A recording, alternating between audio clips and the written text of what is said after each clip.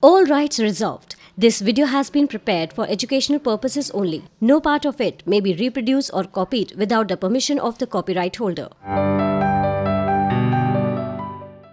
Complex numbers are not in fact complex, and also they are very much helpful in mathematics for you to solve many problems and many different difficult equations.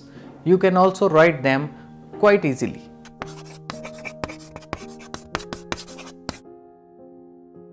Hello everyone, I am Sachin Kumar.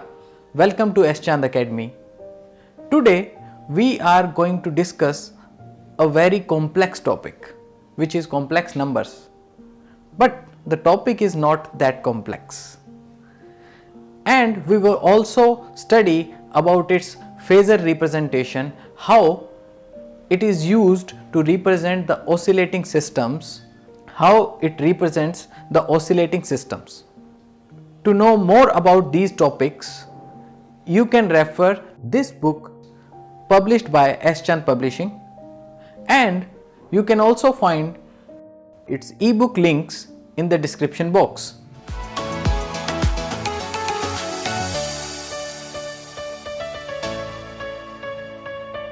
So overall, let's begin with the definition of complex numbers. So there are real numbers, there are imaginary numbers. Why these are called imaginary numbers? Basically, if I tell you, real numbers are those numbers which we use in daily life. We can say, okay, I want to give you 2 apples. So 2 is a real number because I can see this number in reality. But if I say there is some number is root 2, so that root 2 number is also it can be defined as, okay, this is x, and if I say 2 is equal to x square, so I can say that, okay, x is a number, if I multiply x with the x I should get 2. So this is the definition of this value x. But now, is it possible that I write it like this way, minus 2 square root. Minus 2 square root, if I write it as x, so minus 2 should be equal to x square.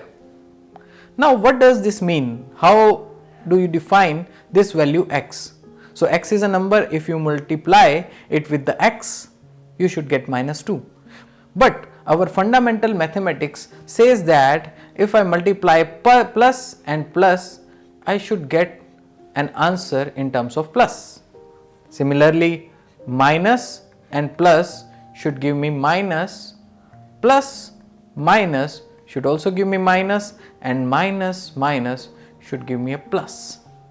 So this mathematics is not comfortable with your fundamental mathematics. That's why here we introduce something else, which is an imaginary number. That's why we call it imaginary, because it is not fitting well with our fundamental mathematics. And we call this the minus 1 square root as a quantity which is iota. And we can also define that if I square this iota, this will give me a number minus 1. And if I want to define this value x, I can write it as that this value x, when I have written it as square root of minus 2, I can say that, okay, this is x is equal to minus 1 square root and minus 2 square root. So overall this is iota square root 2. So in this way I can define this. Overall this is an imaginary number. But now we can combine them, a real number and an imaginary number, and this is a complex mix-up. So overall we will get a number z, which is some real number. I am writing it as a, plus another number which is with the iota, and I am writing it as b. So a plus iota b is a number which has one real part which is A and one imaginary part which is B. Yes, A and B both are real numbers, but when this real number is individually situated there, so then in that case I can say it as a real part, and when it is with the term iota, then this is an imaginary part. Overall, this Z is a complex number. Now I can also represent this number in a two-dimensional plane. So I can call this as a complex plane or complex argand plane. Here along x-axis I can represent the real part, and along y-axis I can represent the imaginary part. So overall, here is a point, and here I have this point A, along y-axis I have this value B.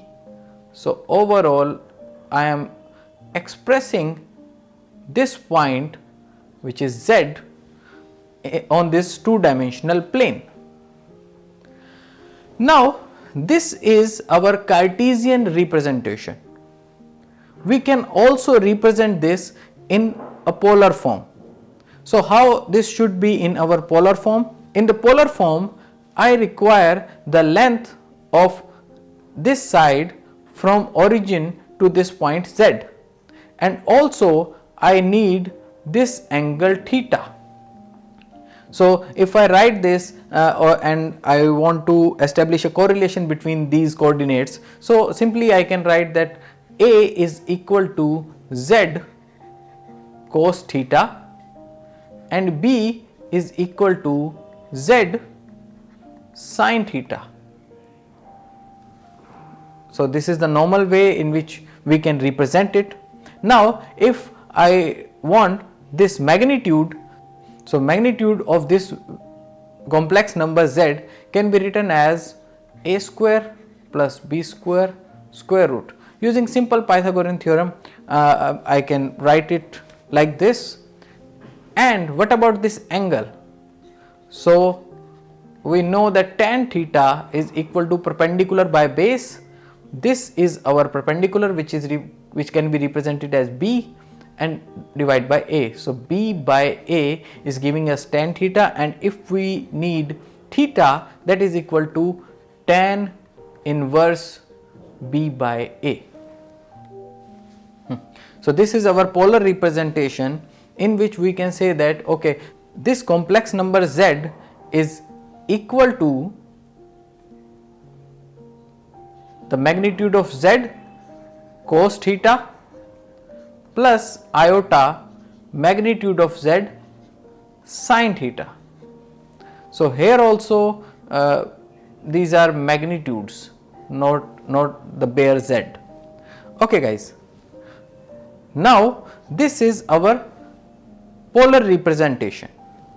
After the polar representation, there is a very important theorem which is known as Euler theorem, and according to Euler theorem I can say that okay, cos theta plus iota sin theta is equal to e raised to the power iota theta, and this number e raised to the power iota theta, if I substitute this values in the above equation, I can write it that Z is equal to magnitude of Z e raised to the power iota theta. So this is the complex form of this equation. So earlier we started with Cartesian form, then we went to polar form, and finally we have reached to the exponential form. Now this angle theta carries the information of the phase of the vector, and this magnitude of Z carries the magnitude. So we can say that there are two parts of this. First part carries the magnitude information, and the second part carries the phase information. Now this construct of a complex number is very important for us, but how this is important? Where is its place to explain the harmonic oscillators? or different other functions carrying oscillatory informations, damp or forced oscillations, similarly many things like this. So after a short break we will discuss on that. So myself Nitin Puri, who will be coming with more number of lectures for you to have not only the relativity but more number of topics in the engineering field, so that you can have a better understanding of the subject on S.chand platform. I hope you will enjoy it. Thank you.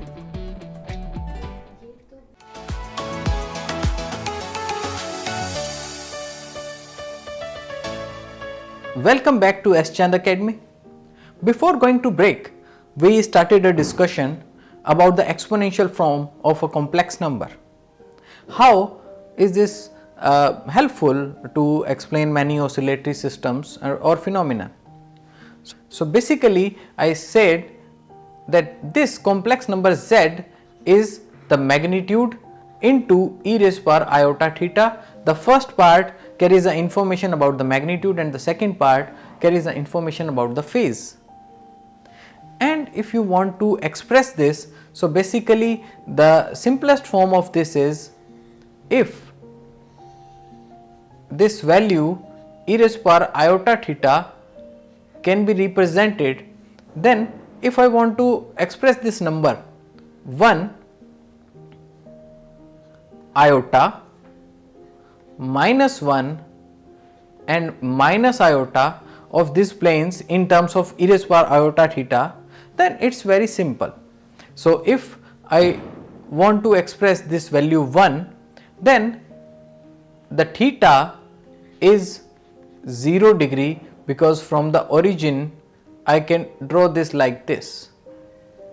If from the origin I draw a complex number which is iota, so that is at an angle of 90 degree, then e raised to the power iota pi by 2 will give me a value of iota, as theta equal to 0 gave me value of 1. Similarly, e raised power iota pi, which will be a complex number in this direction, will give me a value minus 1, and similarly e raised to the power iota 3 pi by 2 will give me a value of minus iota. So this is directly related to the angle of the complex number from the real axis, and in this way we can represent any angle in this form which is present on the complex Argand plane. Now where are the oscillatory systems? Basically if we look at an oscillatory system, so its differential equation looks like this, which we have already discussed. So m is equal to second derivative of displacement with respect to time plus this kx equal to 0. So this is a kind of equation without damping force we generally observe. Now if we solve this equation, so after solving this we get a solution like this, that x is equal to a constant which is the amplitude, the maximum amplitude, into sine of omega t plus phi. So here the quantity omega is square root of k by m. So we can represent it like this.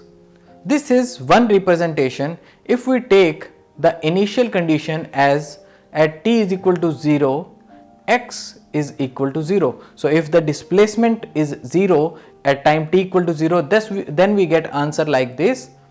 And while solving this differential equation, if we say that at t is equal to 0, x was the maximum a, in that case we will get an answer like this in terms of cos omega t plus phi. Overall, graphically if we want to look at it, So they will look like this, and so this is initially it is at its maximum and then it is oscillating like this, and in this case it is oscillating like this. Now we can write these both equations as a constant A e raised to the power iota omega t plus phi, where phi is a constant phase from which you can start. Omega t is the same quantity you have used. Now in this condition you can take the real part of this equation, and in this condition you can take the imaginary part of this equation. But overall, if you want to explain harmonic oscillator, in any case you can just pick either the real or the imaginary part of this solution of this differential equation and can easily explain this system. If I add some further knowledge, I can also say that this factor can also explain some other phenomena like damped harmonic oscillations or even forced harmonic oscillations, just by simply if I write that x is equal to a e raised to the power minus beta t and e raised to power iota omega t plus phi. If I write this equation like this, so this simplest equation is telling you a lot about harmonic oscillators. So overall, what is this? If I plot this, this is the displacement. I am talking about the imaginary part of this equation, so that at time t is equal to 0, I am starting from 0 displacement. So this oscillation should be like this. And because of this factor e raised to power minus beta t, so this is some factor. If I plot this, this is an exponential decay.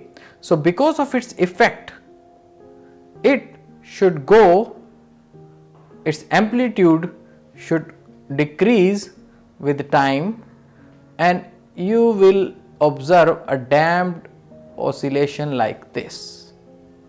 So how this simple equation, just by varying the value of this beta, you can tune any damped oscillation, and if this is instead of minus sign with beta there is a positive sign, in that case it is a kind of forced oscillation. Just by altering the simple parameters, you can define a whole lot of stories about the harmonic oscillators.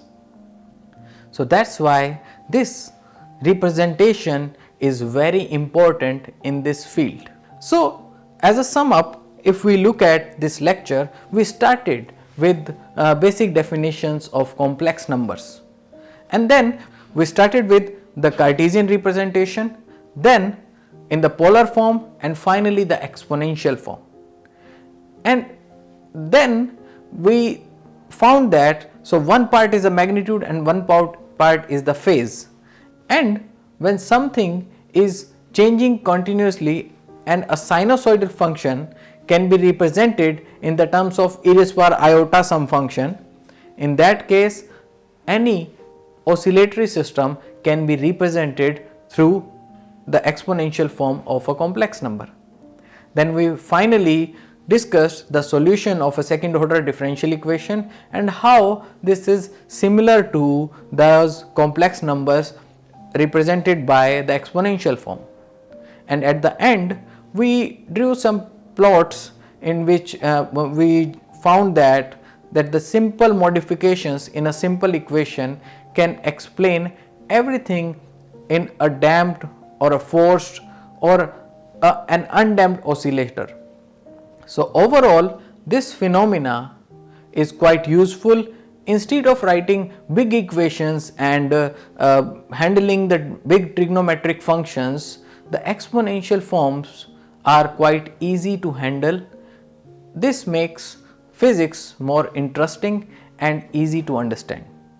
If you want to study this topic in more depth, you can refer this book by S.chand Publishing. You can also find its ebook links in the description box. Don't forget to like, share and subscribe to these videos and press the bell icon as well so that we stay connected and be a healthy relationship of education. Thank you.